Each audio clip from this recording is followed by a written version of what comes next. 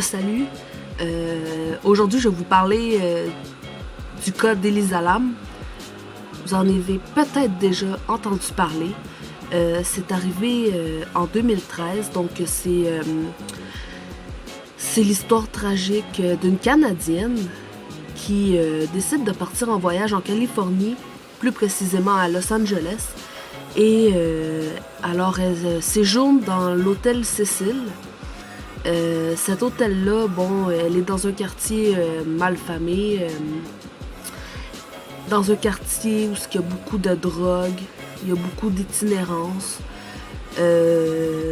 Alors, elle décide d'aller à cet hôtel pour une raison ou pour une autre, peut-être parce que c'était moins cher, c'est fort probable. Donc, cette jeune fille, dans la vingtaine, qui prend une semaine ou deux de vacances, qui s'en va à Los Angeles, book un hôtel, l'hôtel d'ailleurs qui a été le lieu de plusieurs meurtres, suicides, etc., dont le fameux Richard Ramirez, un meurtrier, le Night Stalker.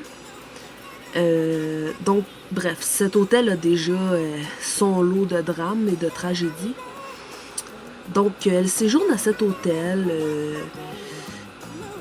Pendant les premiers jours, elle publie sur son compte Facebook qu'elle se sent bien, qu'elle profite de ses vacances, etc. Et puis, elle reste, à tous les jours, elle appelle ses parents pour donner des nouvelles, pour dire qu'elle va bien et tout le reste. Et puis, tout d'un coup, les parents ne reçoivent plus de nouvelles. Donc, pendant une semaine, ils n'ont aucune nouvelle. Mais aucune. Donc, ils alertent la police, évidemment. Donc, la police émet un avis de recherche pour personne disparue. Et puis, quelques jours plus tard, ou plutôt une semaine plus tard environ, les gens dans l'hôtel commencent à avoir des problèmes avec l'eau. Donc, quand ils ouvrent les robinets, il n'y a pas beaucoup de pression. L'eau est d'une couleur brunâtre étrange et elle goûte bizarre. L'eau goûte bizarre. Donc, vous devinez sûrement la suite. Là, le propriétaire ou le concierge décide d'aller voir la tank en haut qui est sur le toit. En fait, il y avait 4 tanks, je crois. Et puis, il vérifie les tanks. Et dans l'une des tanks, il découvre le corps d'Elisa Lam qui s'est noyé. Donc,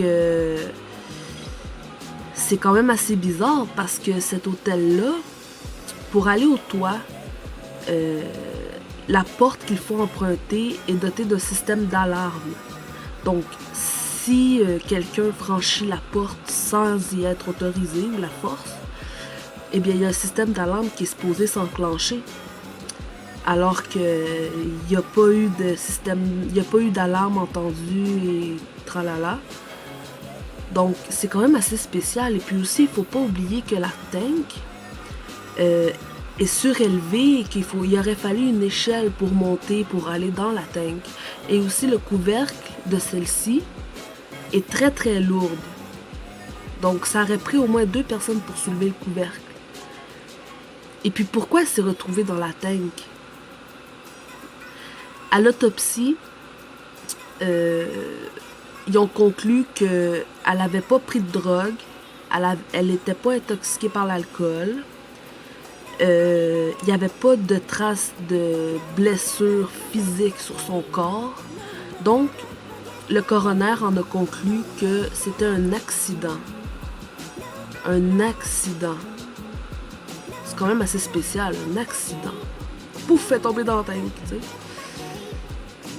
Et puis qu'elle avait sûrement eu un épisode psychotique.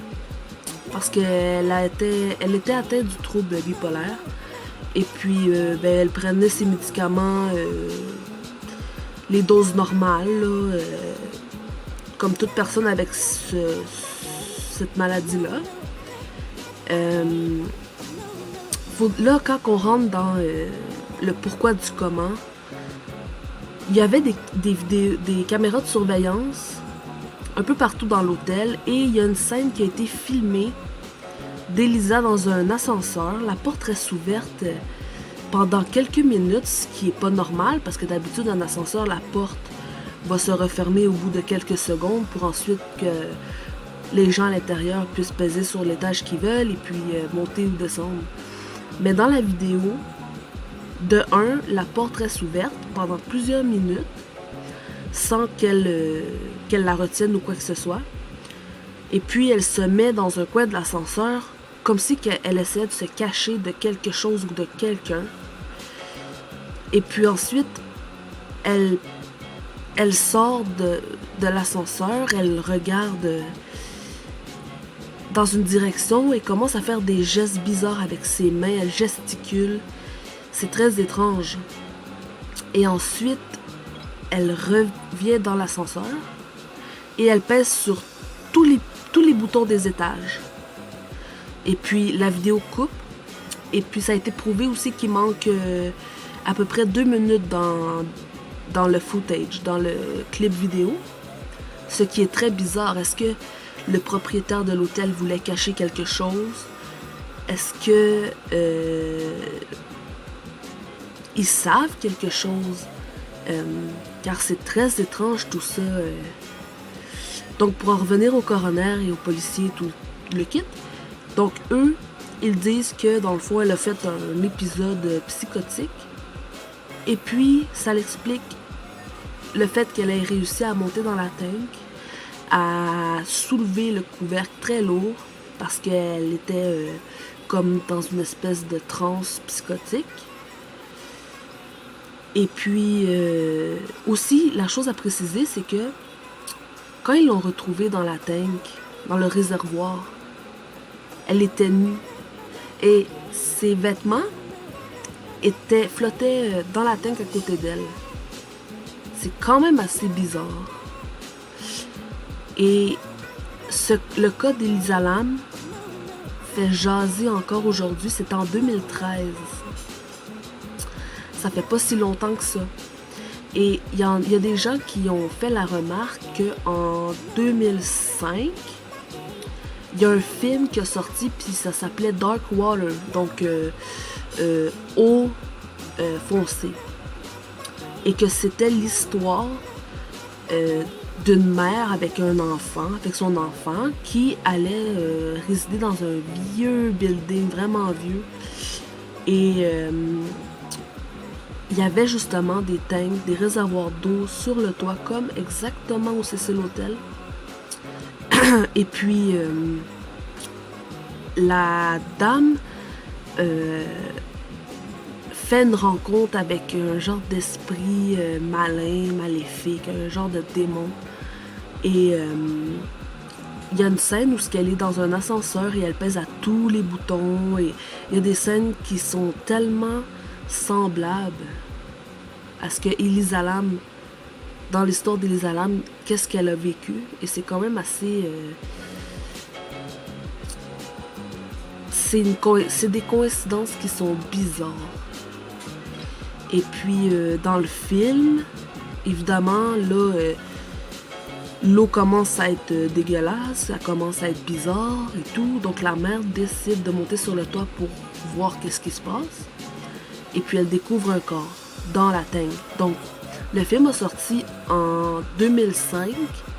Et puis, le cas d'Elisa Lam s'est passé en 2013. C'est quand même une drôle de coïncidence, moi, je trouve. C'est assez bizarre. Et c'est ça, il y a même des groupes Facebook, des sites web consacrés à Elisa Lam pour essayer de trouver pourquoi.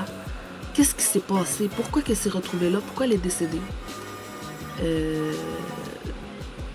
Il y a plusieurs hypothèses, des plus farfelues aux plus